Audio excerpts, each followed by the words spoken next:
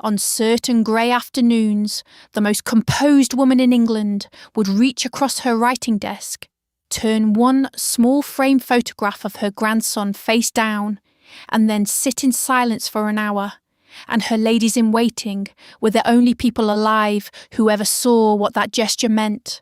If this account has been useful, subscribing costs nothing, and more stories like this one are already queued. The bell means you will not miss them. Start with a young footman at Marlborough House. He stepped into a drawing room one afternoon and thought it was empty. It wasn't. Queen Mary was standing at the tall window, so still, so straight, that the boy simply did not register her as a person in the room. He nearly withdrew.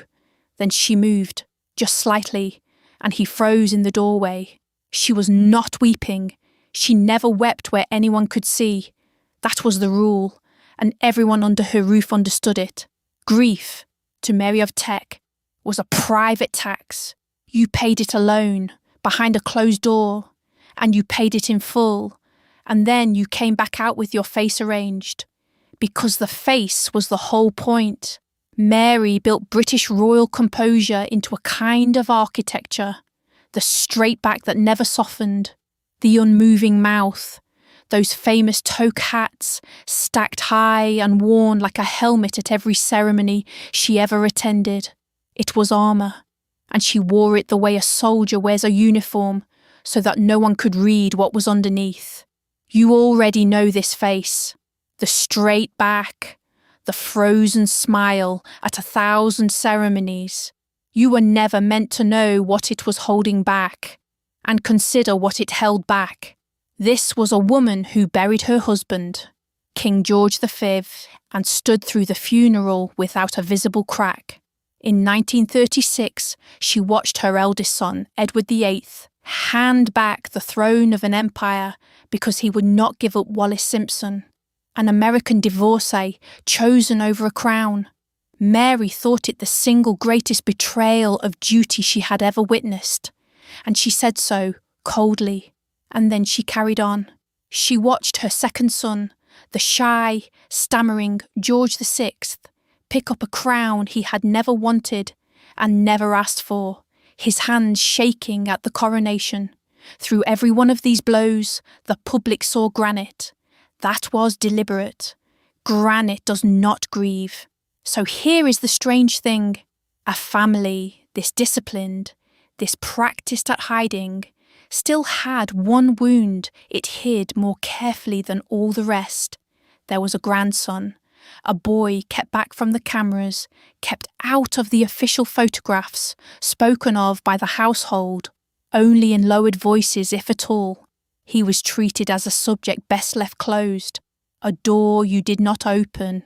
Ask yourself why an entire household learned to never say one boy's name, because that is what happened.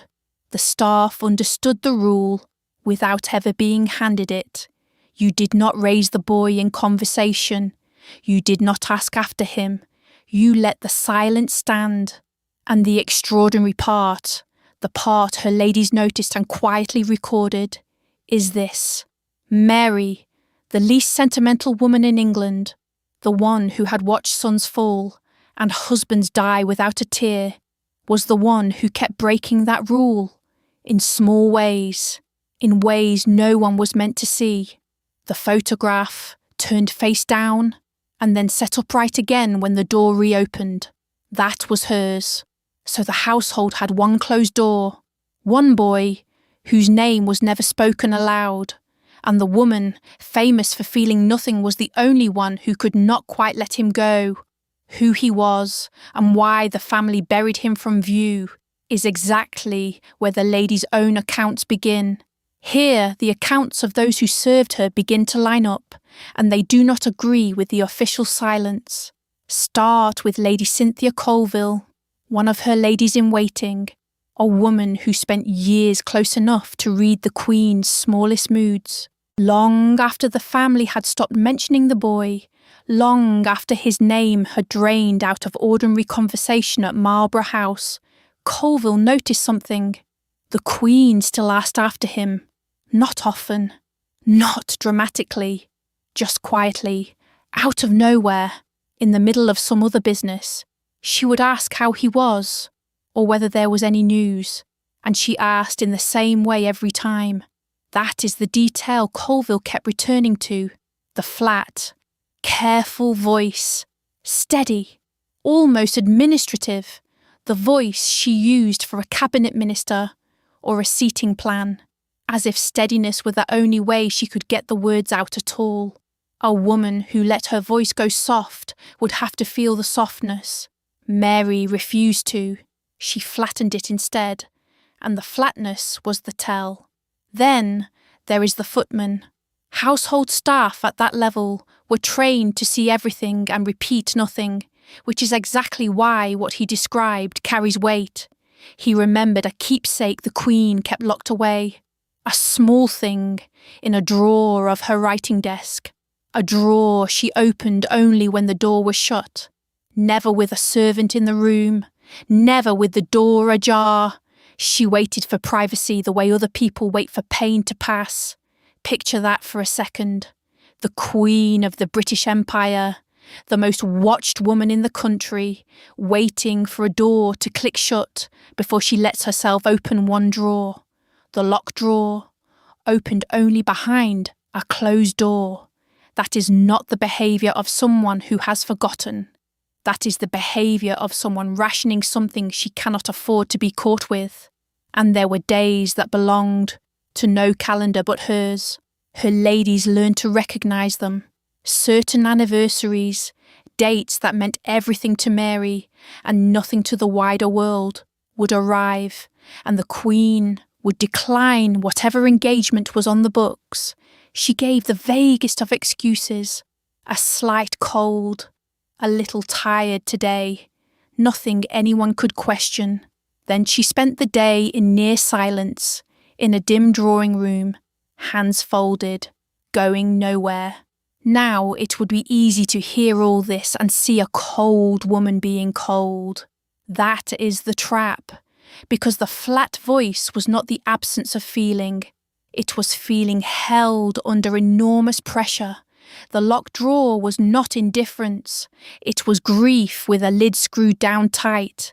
What her ladies were recording was not a woman who felt nothing. It was a woman who could not let anyone watch her feel anything, and who had built an entire private routine around never being seen doing it. This is the gap, and it is a wide one. To the public, Mary of Teck was the unshakable queen, the straight back and the toque hat worn like a helmet, the symbol of a monarchy that did not bend. Inside those rooms, she was something else entirely, a grandmother rationing her own grief in small, measured doses, turning a photograph face down on the writing desk so that even the framed face could not catch her at it. The mask was not a lie. The mask was the effort, and the effort was constant. Now here is where it gets complicated, because some who served her swore she felt nothing at all. Not everyone in that household read the flat voice and the locked drawer the way her ladies did. There were people close to the Queen who insisted the coldness was total, that the boy had simply been an embarrassment, a problem managed and then filed away and forgotten, that the women who sat with her had mistaken plain, royal indifference for sorrow and dressed up a closed subject as a broken heart. That reading is the easier one. It asks less of you, and it fits the granite. Whether it is the true one comes down to a single question. What was still sitting in her rooms on the day she died? That the coldness was total, that the boy was an embarrassment forgotten.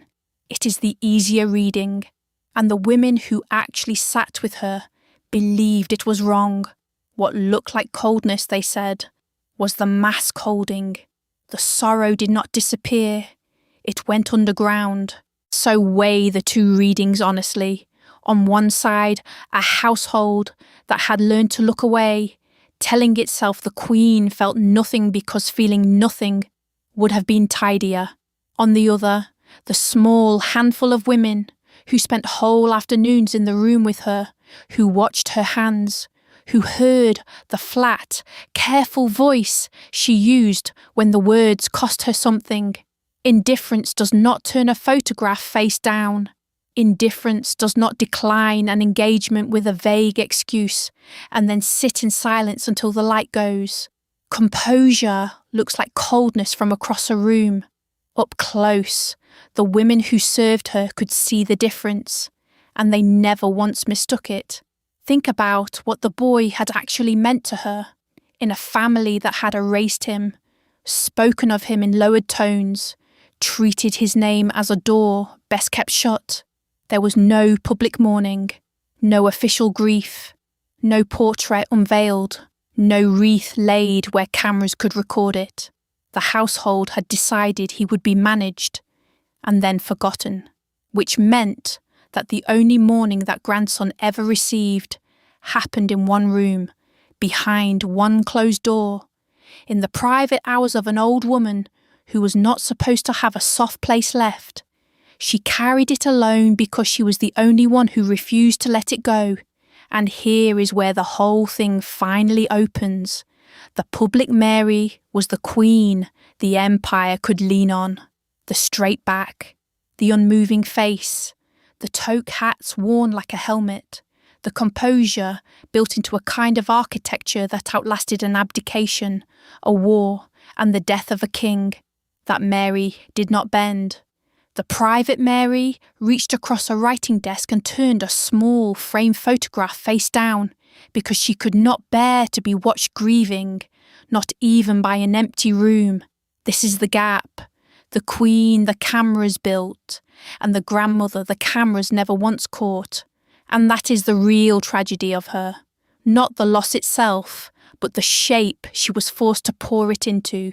She had decided, long before, that duty meant grief was a private tax you paid alone. So she paid it, not in a single dignified season of black crepe, but quietly, for years, in a drawer she opened only when she was certain no one could see. The mask that made her the symbol of an unbreakable monarchy was also the thing that locked her away with her own sorrow. She wore the armour so well that almost no one ever thought to ask what it was protecting.